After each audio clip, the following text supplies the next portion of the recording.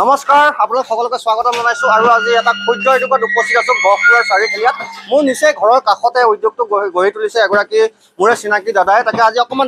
দেখাও বুলি আহিলো চাওকচোন কি সুন্দৰকৈ এই পেভাৰ ব্লকসমূহ তেওঁ বনাইছে আৰু এগৰাকী অসমীয়া ব্যক্তি হৈ ইমান সুন্দৰকৈ এটা উদ্যোগ যে ঘৰতে গহপুৰ চাৰিখেলীয়াত তেওঁ ঘৰৰ চৌহদত সুন্দৰকৈ সজাই পৰাই তুলিছে খুব ভাল লাগিছে আৰু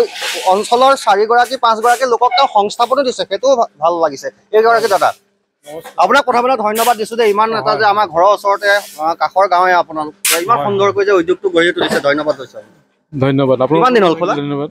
মোৰ 2 মাহ 2.5 মাহ হৈছে আঢ়ৈ মাহত কেনেকুৱা বৰ্তমানলৈকে ঠিকে পাইছোঁ সহায় পাই আছোঁ একদম পুৰা মজবুত নে পেভাৰ্ছবিলাক একদম সম্পূৰ্ণভাৱে মানে মজবুত আৰু নিখুঁত কি চিমেণ্ট দিয়ে বা মই ষ্টাৰ OPG 43 গ্ৰেড সেইটো দিওঁ আৰু টাচ 43 গ্ৰেড সেইটো দিওঁ পটককৈ আপুনি এবাৰ ফোন নাম্বাৰটো কৈ দিয়ক কোনোবাই হয়তো এইখিনি বিচাৰিব পাৰে 9395719625 আকৌ এবাৰ কৈছোঁ 9395719625 এইখিনি আপোনাৰ ৰাস্তা বনোৱা কামত নিৰ্মাণ হয় বা ঘৰৰ চোতালত বা ঘৰৰ চৌহদ বা কাৰোবাৰ যদি দীঘলীয়া পদূলি আছে তাতো এইসমূহ ব্যৱহাৰ কৰিব পাৰিব নিশ্চয় এয়া মেচিন এইটো তেওঁলোকৰ মেচিন খুব সুন্দৰকৈ তেওঁলোকে কৰ্মচাৰীসকল কামত লাগি আছে গতিকে এগৰাকী অসমীয়া ব্যক্তি হৈ ঘৰতে নিজৰ গাঁওখনতে ইমান এটা সুন্দৰ উদ্যোগ তেওঁ গঢ়ি তুলিছে গতিকে খুব এক ভাল লগা পৰিৱেশ কাৰণ অঞ্চলটোৰ সা সুবিধা হ'ব কাৰণ যিসকল ৰাইজে পেভাৰ ব্লক ঘৰৰ চোতালত লগাম বুলি ভাবিছে বা ৰাস্তা কামত যিসকল ঠিকাদাৰ তেওঁলোকেও ইয়াৰ পৰা নিব পাৰিব কাৰণ ৰাস্তা কামত বহুখিনি পেভাৰ্ছবিলাক প্ৰয়োজন হয় তাৰ সমান্তৰালে ঘৰতো প্ৰয়োজন হয় আজিকালি ঘৰৰ চোতালত মানুহে লগায়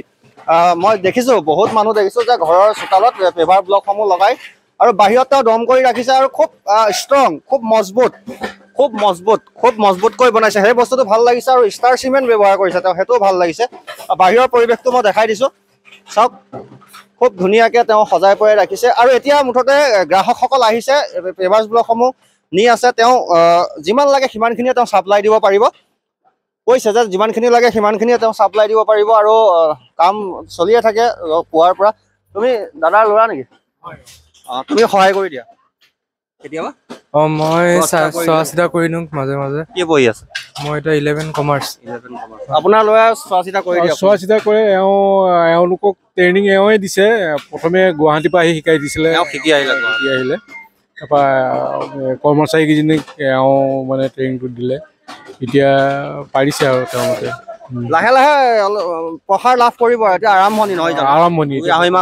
হয় এতিয়া আৰম্ভণিহে লাহে লাহে মানে হেৰি হ'ব বুলি ভাবিছোঁ আৰু প্ৰসাৰ লাভ কৰিব আৰু ব্যৱসায়ত ধৈৰ্য ধৰিব লাগিব নহয় জানো হয় ধৈৰ্যটো ধৰিব লাগিব ধৈৰ্যটো মেইন বস্তু আৰু এমাহতে যদি আপুনি বোলে মোৰ বিক্ৰীয়ে যোৱা নাই দেখোন বুলি ভাবিব তেতিয়া নহ'ব লাহে লাহে ক্ৰমান্বয়ে আগবাঢ়িব লাগিব হয় আৰু জানিবও লাগিব ৰাইজে সকলো ৰাইজে গম পাব লাগিব ইয়াতে পায় বুলি এতিয়া হয়তো বহুতে গম নাপায় বা এই ভিডিঅ'টো চাই বহুতে গম পাব আশা কৰোঁ যে বহুত সংখ্যক লোকে গম পালে নিশ্চয় যোগাযোগ কৰিব মই পুনৰ কৈছোঁ যে আপুনি ঘৰৰ চোতালত সুন্দৰকৈ এইসমূহ পেভাৰ্ছবিলাক লগাব পাৰে বহুত ষ্ট্ৰংকৈ তেওঁলোকে বনাইছে তাৰ সমান্তৰালকৈ ঠিকাদাৰসমূহ আছে ৰাস্তা ঘাটত এইসমূহ ব্যৱহাৰ হ'ব তেওঁলোকে নিব পাৰে কাৰোবাৰ যদি ঘৰৰ পদূলিটোৱে দীঘল আছে তাতো তেওঁলোকে এইখিনি পেভাৰ্ছবিলাক লগাব পাৰে গতিকে ভাল লাগিছে অসমীয়া এগৰাকী ব্যক্তি খুব সুন্দৰকৈ তেওঁ এই উদ্যোগটো গঢ়ি তুলিছে ধন্যবাদ